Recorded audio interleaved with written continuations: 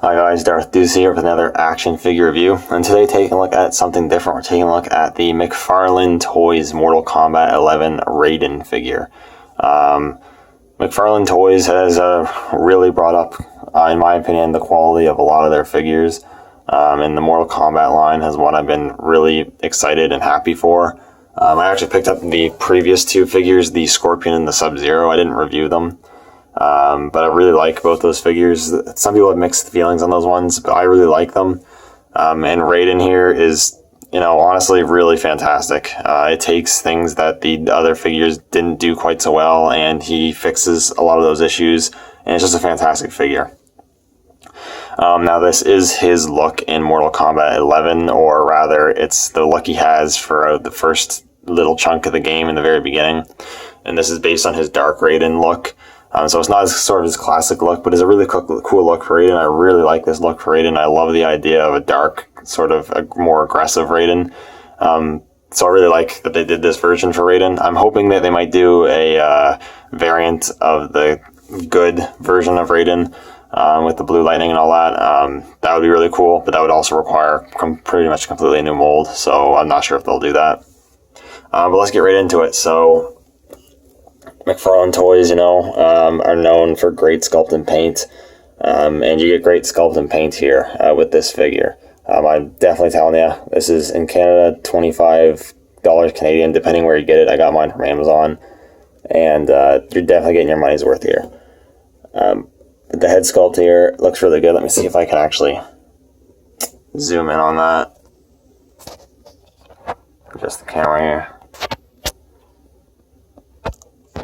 There we go. So you get the head sculpt, and it's quite good, honestly. I think it is really good looking for the most part. It looks relatively accurate to the CG render in the game. I mean, not exactly, but I think for the price point, it looks quite good. I really like the paint they did for the eyes, that they got like the red for like to simulate the red energy and lightning in the eyes with the whited out pupils. I think it looks pretty good, and I like the stoic sort of stern expression they got going on. I like his hat as well. Hat's really nicely sculpted and painted with a nice black wash. Looks really good. On his torso here, he has Shinnok's amulet, which is, again, very nicely sculpted and really well painted. The green gem is extremely cleanly painted on there, which looks really good. And the rest of the armor looks really good as well, with this nice gold paint.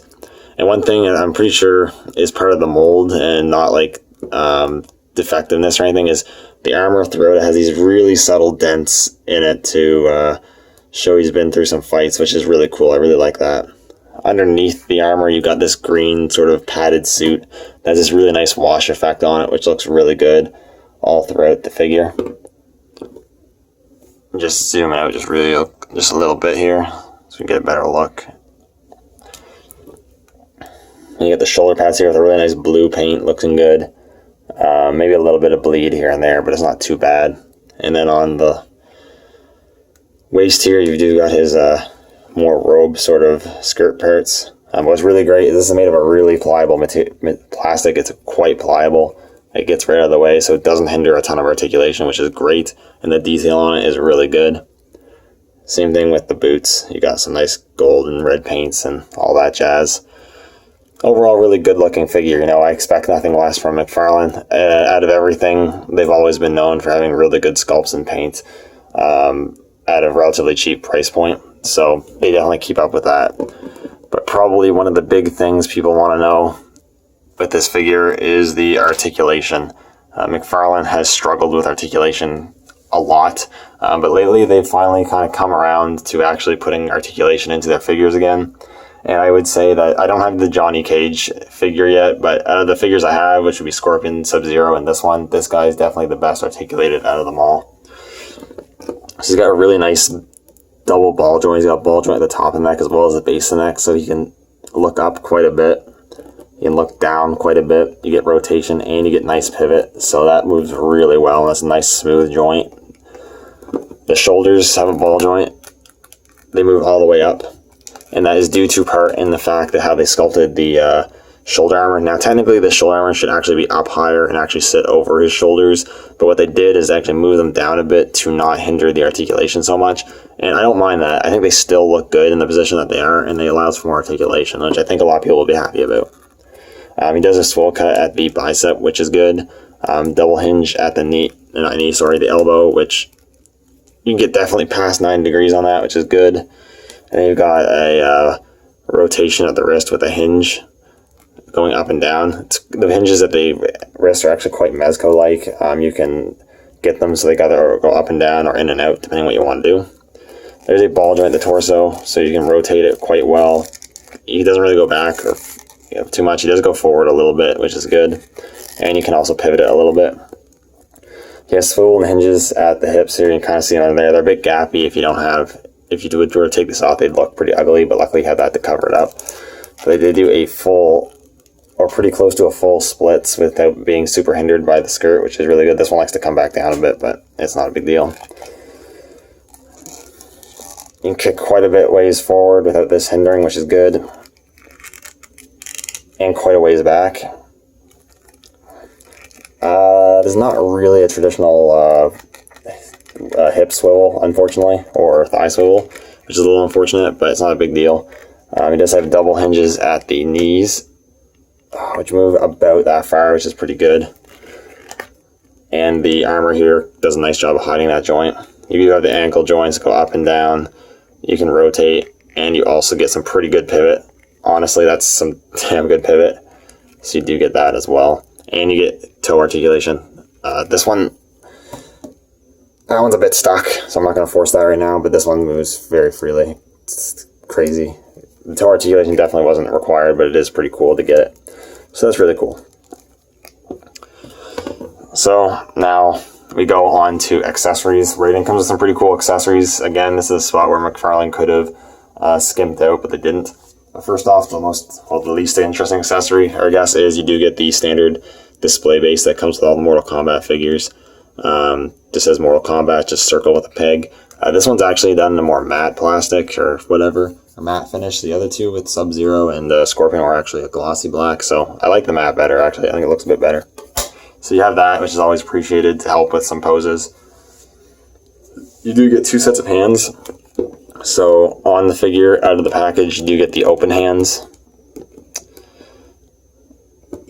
And the open hands look good for like martial arts poses, but they're also good for his lightning effects. He comes with 2 lightning effects, which is pretty cool. I definitely wouldn't have initially expected the figure to come with some lightning effects, but he does, and they're quite nice. They're made in this nice reddish orange translucent plastic that kind of goes lighter as it goes further out, which looks really good. They're both not the same. They're actually both a different sculpt, which is cool. And to get them on his hands, it's pretty easy.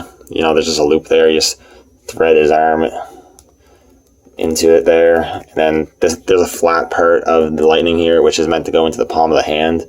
I think they're better for different hands. It depends. This one, it'll be a little loose, but you can still work with it. And then you can get the lightning effect in his hand and just putting it back there.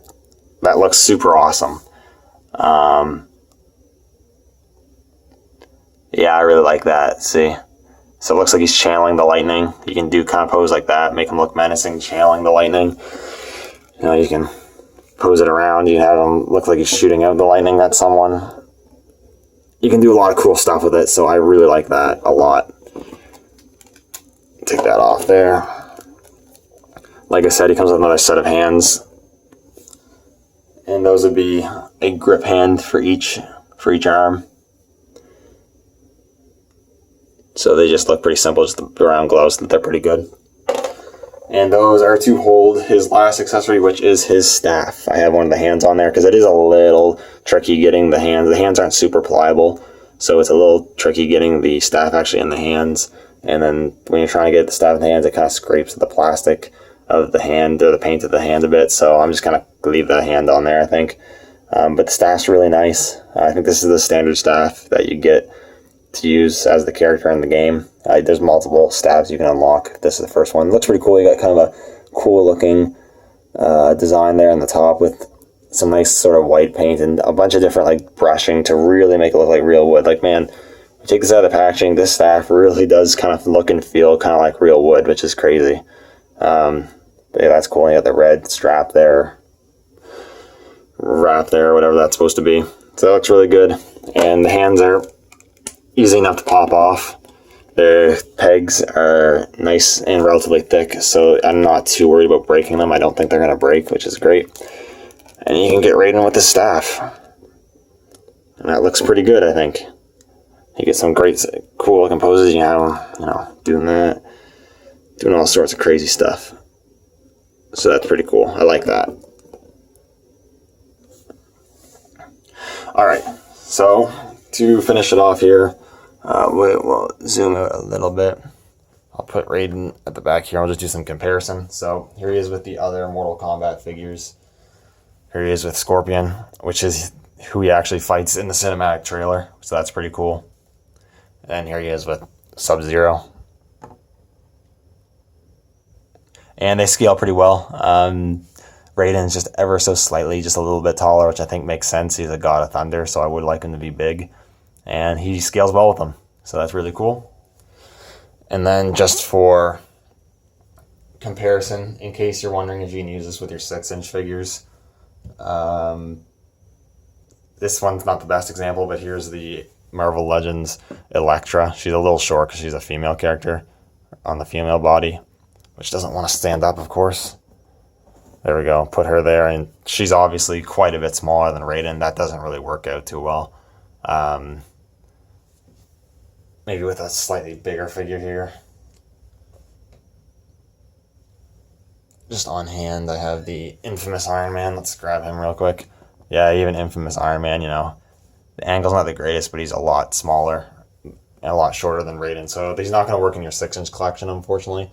And I don't have any Storm collectibles to compare them with, but Storm collectibles tend to be larger figures. Even though they're supposed to be 1/12, they're more 7-inch scale, honestly. And I do think that this figure could work in a Storm collectible display if you wanted it to. But Storm collectibles is getting their own Raiden, so you're probably not going to need this figure for that anyways. But anyways, that is my review on the McFarlane Toys Mortal Kombat 11 Raiden. Overall, I think this is a fantastic figure. I really, really like it, man. McFarlane has been pleasantly surprising me with their figure releases, and I didn't think McFarlane figures would be figures I'd be getting excited for. But there are. I'm looking forward to hopefully being able to track down that new Johnny Cage as well, because I hear that's also a really good one. Anyways, thank you guys for watching the review. Let me know what you think down in the comments below, and I will see you all in the next video.